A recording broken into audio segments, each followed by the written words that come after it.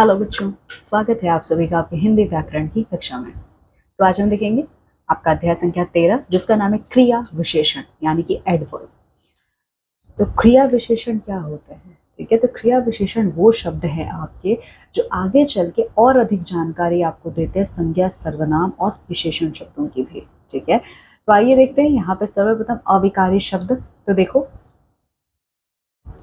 यहाँ पे दो चित्र बने हैं, उनके नीचे कुछ वाक्य लिखे हैं, आपको उनको पढ़ना है। लतिका अभी अभी आई है, नानी उस ओर बैठी हैं। तो बच्चों यहाँ पे ये जो रंगीन शब्द हैं वो आपको कुछ विशेष जानकारी दे रहे हैं। क्या जानकारी दे रहे हैं? कि कब और कहाँ, ये जो क्रिया है ये कब और कहाँ हुई है। ठीक है, तो ये आपके क्रिया विशेषण शब्द हैं। तो लतिका कब आई थी? तो अभी अभी आई है। नानी कहाँ बैठी हैं? तो उस ओर बैठी हैं। तो क्रिया विशेषण की परिभाषा क्या है? देखिए, जो शब्द क्रिया के होने के काल, स्थान, परिणाम और रीति संबंधी विशेषता बताते हैं वे क्रिया विशेषण कहलाते हैं। तो विशेषण क्या करता है? विशेषण संज्ञा, सर्वनाम शब्दों की विशेषता बताता है, लेकिन क्रिया विशेषण वो शब्द होते हैं आपके, एडवर्ब्स वो होते हैं जो आपको और एक्स्ट्रा इंफॉर्मेशन देते हैं संज्ञा, सर्वनाम शब्दों की। ठीक है, तो वही आपके क्रिया विशेषण कहलाते हैं। यहाँ पे एक ध्यान देने योग्य बातें हैं। क्रिया विशेषण जो होता है इसमें ना क्रिया से पहले लगकर उसकी विशेषता बताते हैं। तो क्रिया विशेषण में क्या होता है? क्रिया जो है ये विशेषण शब्दों के पहले आता है, ये हमेशा याद रखिएगा। एक एडवर्ब वर्ड हमेशा आपके एडजेक्टिव से पहले आएगा, यानी कि क्रिया विशेषण जो है ये हमेशा विशेषण से पहले ही लिखा जाएगा। ठीक है, क्रिया विशेषण अव्यय होते हैं, ये अव्यय शब्द हैं, यानी कि इस पर लिंग, वचन, काल आदि किसी का भी प्रभाव नहीं पड़ता है। ये जैसे हैं ये वैसे ही लिखे जाते हैं, जैसे कि अभी अभी उस ओर। चाहे इसका इस्तेमाल आप स्त्रीलिंग में करो, पुल्लिंग में करो, एक वचन में करो, बहुवचन में करो, भूतकाल, भविष्यकाल, वर्तमान, किसी में भी करो, ये जैसे हैं ये वैसे ही लिखे जाएंगे, इनमें आप कोई बदलाव नहीं देखोगे। ठीक है, अब देखिए क्रिया विशेषण के भेद। तो क्रिया विशेषण के मुख्य 4 भेद होते हैं। तो पहला है कालवाचक, फिर दूसरा है स्थानवाचक, तीसरा परिमाणवाचक और चौथा रीतिवाचक। तो कालवाचक विशेषण क्या है? तो यहाँ पे एक उदाहरण देखो, मोहन को जयपुर परसों जाना था लेकिन वो आज जा रहा है।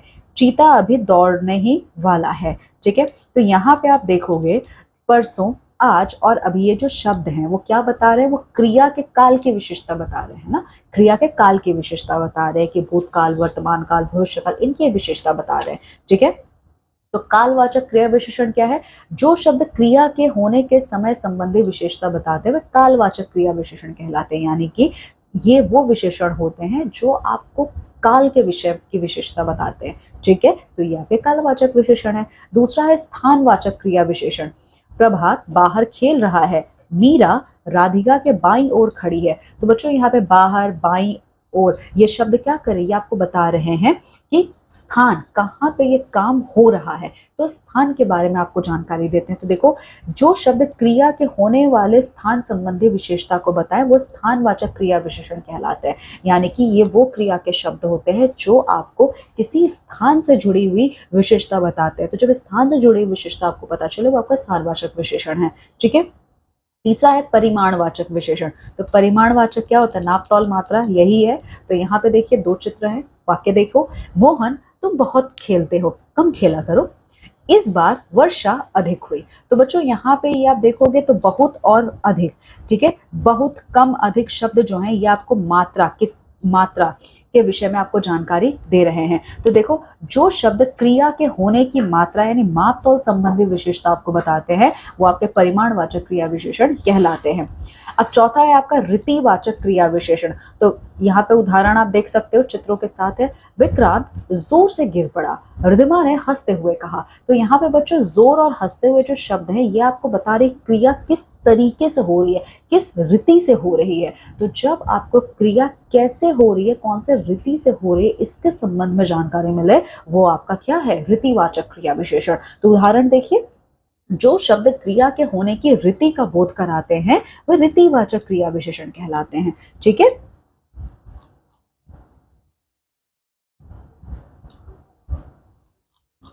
अब यहाँ पे कुछ ध्यान देने योग्य बातें। तो देखो, कालवाचक क्रिया विशेषण जानने के लिए आपको क्या करना है?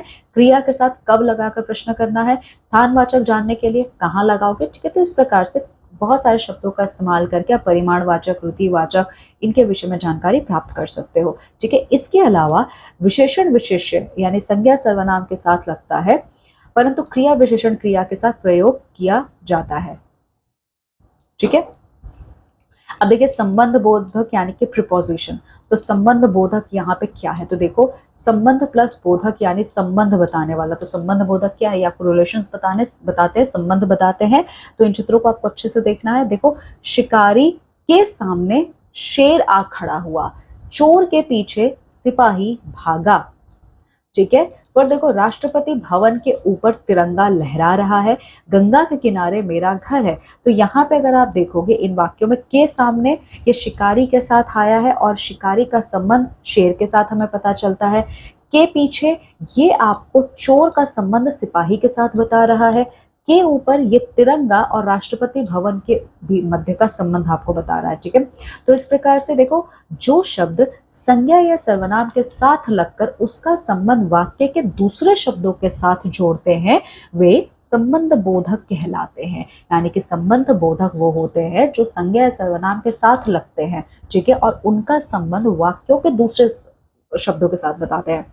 एक वाक्य में संज्ञा या सर्वनाम का संबंध दूसरे वाक्यों के साथ कैसा है, ये जो बताता है ना, उसी को संबंध बोधक कहा जाता है। तो कुछ अन्य उदाहरण है, देखो की और के पास के भीतर इत्यादि। तो बच्चों यहाँ पे भी एक ध्यान देने योग्य बातें हैं। तो देखो पहले बाद बाहर भीतर, इसका इस्तेमाल हम लोग संबंध बोधक तक क्रिया विशेषण दोनों में करते हैं। ठीक है, इसके अलावा इनका प्रयोग हम लोग संज्ञा सर्वनाम के साथ करते हैं, तब ये संबंध बोधक कहलाते हैं। ठीक है, चलिए समुच्चय बोधक की बात करते हैं, यानी कि कंजंक्शन। तो देख सकते हो यहाँ पे उदाहरण देखो, मुझे माफ करना, यदि मुझे देर हो गई तो बस छूट जाएगी, बस रुकी और सवारी उतरने लगी। तो यहाँ पे तो और तो तथा और ये जो शब्द हैं ये क्या कर रहे हैं, ये दो वाक्यांशों को या दो शब्दों को जोड़ने का काम करता है। आप कंजंक्शन के विषय में पढ़ रहे हो यहाँ पे। ठीक है, तो कंजंक्शन का काम होता है जोड़ने का, इसीलिए इनको हम योजक भी कहते हैं। तो देखो जो शब्द दो शब्दों वाक्यांशों अथवा वाक्यों को आपस में जोड़ते हैं वे समुच्चय बोधक कहलाते हैं। ठीक है, तो यानी कि कंजंक्शन समुच्चय बोधक आपका क्या होता है, ये वो शब्द होते हैं जो किसी भी वाक्यांशों को, किसी भी दो वाक्यांशों को, दो वाक्यों को या दो शब्दों को जोड़ते हैं, वो आपके समुच्चय बोधक कहलाते हैं। तो इसका उदाहरण आप देख सकते हो, या, अथवा, तथा, और, किंतु, परंतु इत्यादि। ठीक है, आप समुच्चय बोधक के कार्य अगर आप देखोगे तो सबसे पहले ये दो शब्दों को और वाक्यांशों को जोड़ने का काम करते हैं। तो इस स्थिति में जब वो दो शब्दों को, दो वाक्यांशों को या वाक्यों को जोड़ेंगे, इन्हें हम संयोजक कहते हैं। जैसे जैसे और, तथा, एवं आदि। उदाहरण देखो, मनीष और वरुण मित्र हैं। इसके अलावा जब ये दो वाक्यों में विरोध कारण परिणाम बताना, तो जब ये दो वाक्यों में विरोध को बताते हैं, कारण को बताते हैं, ठीक है, तो यहाँ पे ये विभाजक बन जाते हैं क्योंकि अलग करने का काम कर रहे हैं। तो इनके लिए हम लोग परंतु, मगर, किंतु इत्यादि ये शब्द इस्तेमाल करते हैं। जैसे कि रवि मूर्ख है परंतु उसका भाई बुद्धिमान है। जब दो पदों वाक्यों में विकल्प बताना, ये विकल्प भी बताते हैं, चाहे तो पहला चूज करो चाहे दूसरा चूज करो, तो इस केस में विकल्प सूचक कहलाते हैं। ठीक है, जैसे कि तुम उत्तर दोगे या मैं दूं, ऑप्शन में तुम दो या मैं दूं। ठीक है, चलिए फिर आता है आपका विस्मयादि बोधक यानी कि इंटरजेक्शन। तो ये क्या है, देखो, हाय मैं लुट गया, वाह कितना सुंदर चित्र है। तो देखिए यहाँ पे हाय तथा वाह ये जो शब्द है ये शोक और हर्ष के विषय में आपको बता रहे हैं। तो इनको हम लोग विस्मयादि बोधक भी कहते हैं। ये केवल मन के भावों को प्रकट करते हैं, इन पर लिंग, वचन, काल किसी का भी प्रभाव नहीं पड़ता। यानी कि अगर आप देखेंगे तो विस्मयादि बोधक यानी कि इंटरजेक्शन वो शब्द होते हैं जो मन के भावों को क्या करते हैं, प्रकट करते हैं। इन पर किसी भी क्रिया काल किसी का आपको मतलब यहाँ पे असर होता हुआ दिखाई नहीं देगा। तो देखो जो शब्द हर्ष, शोक, घृणा, भय, आश्चर्य आदि भावों को क्या करता, प्रकट करता है, वो विस्मयादि बोधक कहलाता है। ठीक है, तो यहाँ पे बच्चों ध्यान दीजिए, विस्मयादि बोधक शब्दों का संबंध हम केवल मन के भावों को स्पष्ट करने के लिए करते हैं। इनका संबंध आप वाकई किसी और शब्दों के साथ नहीं कर सकते। ठीक है, विस्मयादि बोधक शब्दों का जैसा उच्चारण होता है वही उसका अर्थ भी निकलेगा। ठीक है, यहाँ पे आप कुछ और देख सकते हैं विस्मयादि बोधक के कुछ प्रकार। देखो तो हर्ष सूचक यानी कि जब आप अपनी खुशी को व्यक्त करते हैं तो कौन से शब्दों का इस्तेमाल करेंगे, वाह, आहा आदि। उदाहरण आप देख सकते हो, शोक सूचक जहाँ पे आप शोक भाव को प्रकट करते हो, आह, हाय, उफ इत्यादि। आश्चर्य सूचक हे, अरे इत्यादि। प्रशंसा सूचक तो खूब, शाबाश। चेतावनी सूचक होशियार, खबरदार। घृणा सूचक छी छी, धत। अंत में देखो संबोधन सूचक तो अरे, ओ इत्यादि। ठीक है, तो बच्चों आइए देखते हैं, अध्याय को रिपीट करते हैं, यानी समरी देख लेते हैं। तो क्रिया की विशेषता बताने वाले शब्दों को क्या कहा जाता है? क्रिया विशेषण कहा जाता है। ठीक है, इसके अलावा इसके 4 भेद होते हैं, कालवाचक, स्थानवाचक, परिमाणवाचक और ऋतिवाचक। ठीक है, कालवाचक कब, स्थानवाचक कहाँ, परिमाणवाचक कितना और ऋतिवाचक कैसे, इसके विषय में आपको जानकारी देता है। ठीक है, इसके अलावा विस्मयादिबोधक अविकारी शब्द होते हैं, यानी इनमें किसी भी प्रकार का परिवर्तन आपको दिखाई नहीं देगा। ठीक है, तो बच्चों ये था आपका संपूर्ण अध्याय, इसको अच्छे से पढ़िए, इसका संपूर्ण अभ्यास कार्य पूरा कीजिए। चलिए अब हम मिलते हैं हमारी अगली कक्षा में आपके एक नए अध्याय के संग। तब तक आप सभी अपना बहुत ख्याल रखें। बाय बच्चों।